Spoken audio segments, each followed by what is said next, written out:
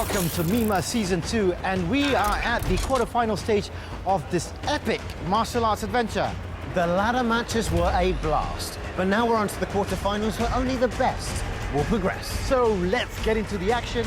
Right here, right now. Right from the beginning, Joshua started aggressively and put Kyrul on the defensive.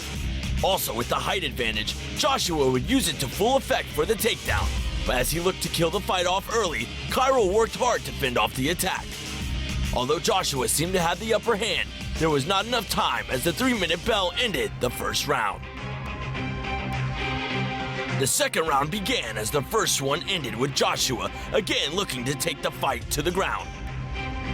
But Kyrul managed to reverse his situation and looked to have scored some vital points himself up until the end of the second round. It was all or nothing for both fighters as Kyrul looked to kick his way into victory. But again, Joshua followed his ground strategy effectively and knew that the points would be his with that advantage in hand. In the end, Joshua came one step closer to fulfilling his dream. Two heavyweights were ready for the first round.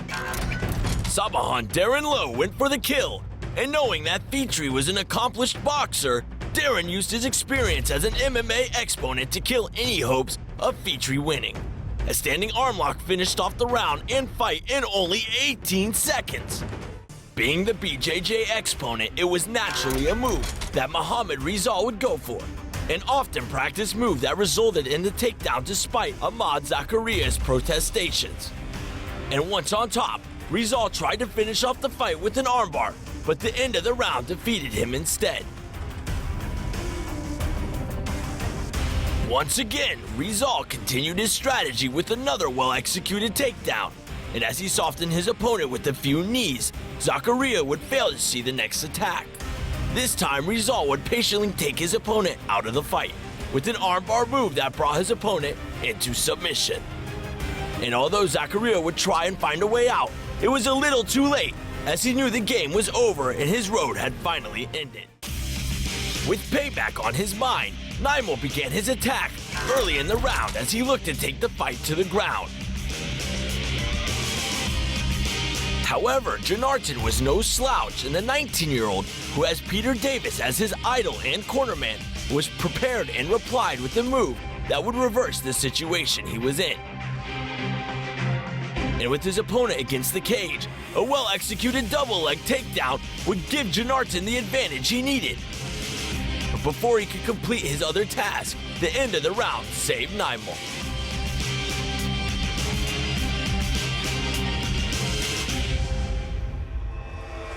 This second round saw Janartan starting off on the offensive with a good takedown and into the mount for quick ground and pound.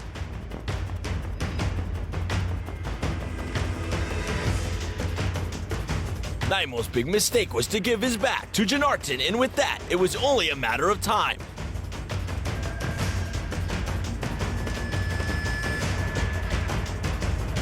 Although Janartan looked to secure an armbar submission, Naimul managed to release himself to take advantage. But Janartan reversed the situation himself and caught his opponent off guard completely. A submission victory in the second round. This fight looked to be lopsided as the younger of the Sabahan boxing Kalai brothers, Effendi, landed some good combinations from the start. Arif knew he was out of his depth, but he had reached this far and was not prepared to give up and managed to score with the takedown. With his cornerman urging him on, he tried to find a solution, but with the tight headlock, it was never going to be an easy way to escape. And it was never going to work as Effendi ended the fight with the standing guillotine to move up the ladder to the semifinals. Both fighters were not short of confidence and both had gone through the trials and tribulations of Mima Season 1. After Eddie Kalai scored a quick takedown, he was reversed by Faisal, giving up his back. With a quick burst of energy, he threw Faisal to the ground with a brutal headlock. He looked to have the upper hand when Faisal threw in his hook and took his back.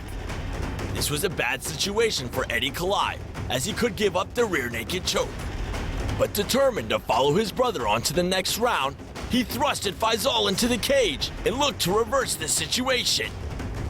He stood up and threw Muhammad Faisal to the ground. With some quick punches to follow up, Eddie Kalai took his back and sank in the rear naked choke. With this choke in tight, it looked like he would follow his brother to the next round. Steven Yo literally came out of the blocks from the start of the first round with the combination of punches, but Rosiento was equal to the task. Steven, however, seemed the more determined of the two fighters and attacked with a barrage of strikes to the face and the body. He looked to be more dominant in the first round. With Mima champion Adrian Tam looking on, round 2 was a slugfest as both fighters looked to finish the fight. But through sheer tiredness and motivation, Steven kept his aggression going, and he knew he was on his way to victory.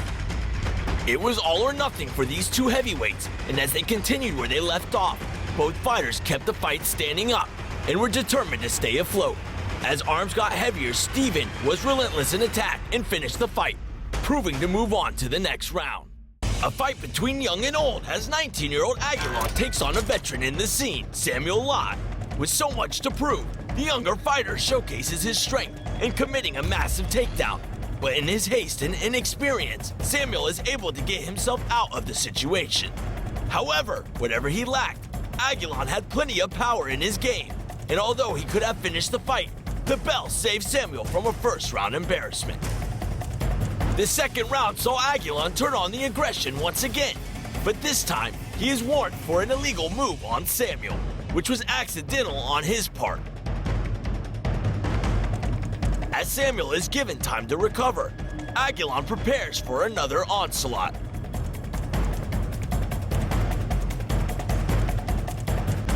When the fight is restarted, Aguilar is then looking to take the fight to the ground. And after a brief struggle between the two, the younger fighter begins to work his way and tried to hammer fist and ground and pound his opponent. And again, as he gets going, the bell is the action stopper. Trying out the same strategy again in the third, Aguilar goes for the takedown and brings the fight to the ground. And the advantage seemed to be in his hands as he is constantly on the attack, working on the ground, until the end of the final round. In the end, it was unanimous decision given to the younger Aguilar as he moves on to the semifinals. Jason Law dedicated this fight for his girlfriend, and Han Chin was out to spoil that. But when a man is determined to make things happen, he goes all out to make the dream come true. And within 10 seconds of the fight, Jason Law blew out Han Chin's dream and fulfilled his own with a knockout that will be remembered for years to come. And as the round began, Alexander caught Sung Yu off guard with the slick move, but he recovered. Both fighters were looking to take the fight to the ground, and after a brief struggle, Alexander scored with the takedown. With some confusion settling in for the younger fighters, we were right back to the action. As they both looked for an opening, it was clear that the strategy would have to change. Sung Yu decided to strike his way, and Alexander replied in earnest, and Sung Yu caught his opponent off guard by changing tactics again, switching to the ground game. However, the end of the round signaled. Again, it was another hectic restart for the young fighters as they looked to gain advantage, and it was Sung Yu who was in a dominant position. And as he softened Alexander, Sung Yu went for the kill. He threw both his hooks in and looked for the rear naked choke submission, which he accomplished. And Sung Yu will move on to the semifinal. Omnius Warts from Mock Judo. Although the round began with the two fighters slugging it out, Mock Judo is the first to change the strategy as he opted for the ground game. And with Gia against the cage, there would only be one outcome. Mock Judo was too strong and too furious, and the referee had no choice but to end the fight. A TKO victory through ground and pound. Last season finalist Muhammad Ayman is no slouch. Coming back stronger and changing weight classes, he's determined to win the crown. And this time he takes it step by step. As he threw his opponent to the ground, Ayman had already decided to finish this fight. Even as Edwin looked to find a way out, Ayman was too strong and the result was inevitable. And Edwin knew that this was his last fight, and for Ayman, a few more steps closer to the championship belt. Promises made are promises kept. Nur Ahmed knew he wanted to take his opponent to the ground, and that was accomplished. Nur Ahmed knew he wanted to get the fight done. And as his parents looked on, Nur Ahmed showed no mercy to his opponent, Abdghani, and was too strong.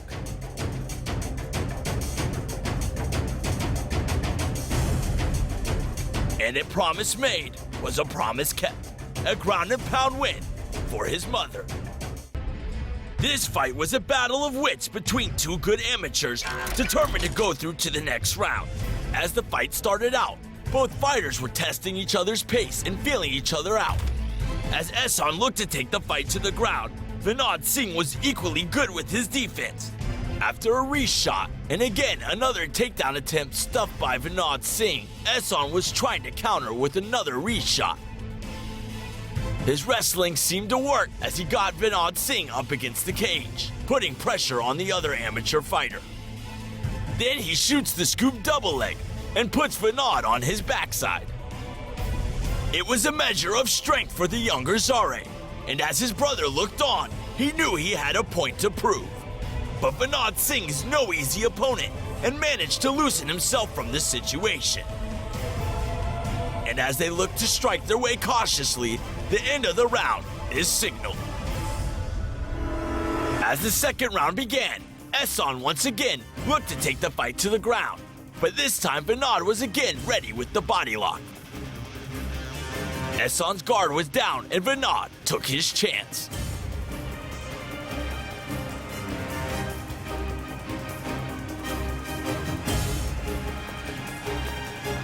Vinod executed a standing guillotine that would knock the breath out of his younger opponent.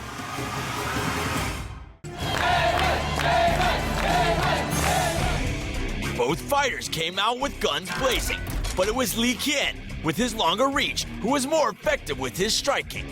As both began to strike it out in the first, Li Qian's fans got behind him. As Damon Su looked to close the gap between the two, Li Qian used his striking abilities to good use.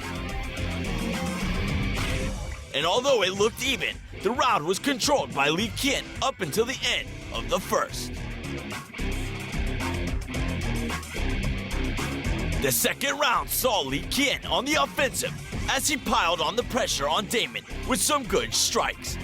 And there was no reply from Damon as Li Qian fought his way through. And as they exchanged flurries, it seemed that strike after strike, Li Qian had control of the cage and control of the round. Damon received some heavy pounding, and clearly the winner of this round was in no doubt. And again, Li Qian made full use of his longer reach to punish Damon. And it was one-way traffic as Damon sought to find points unsuccessfully. And the last kickoff of the round proved that it was beyond Damon's reach. It was all or nothing as Damon knew he had to score points, but Li Qian was more than ready to receive his attacks. And the two warriors put on an awesome display of amateur MMA as they slugged their way throughout the final round. As both fighters showed aggression, it was a sight to behold as they continued until the end of the round. We have seen the best of the Malaysian Invasion 2 quarterfinals. And as the better fighters advance to the semi-finals, we're definitely going to see more explosive action. Explosive. I think it's going to be intense, Rashid. We'll see, but whatever it is, we're going to find out in the next episode of the Malaysian Invasion. See you.